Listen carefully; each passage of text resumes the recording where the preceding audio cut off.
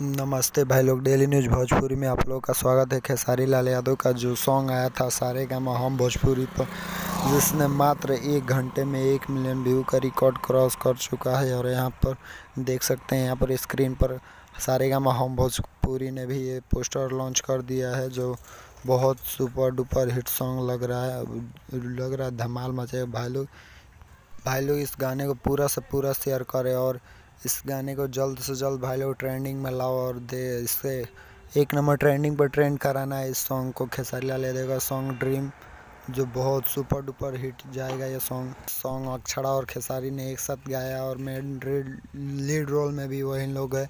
भाई लोग इस गाने को पूरा शेयर दबा कर करो और दबा कर इस गाने को सुनो। पूरा आप लोग से निवेदन है भाई लोग, ये सॉन्ग को पूरा सुपर डुपर हिट कर देना है।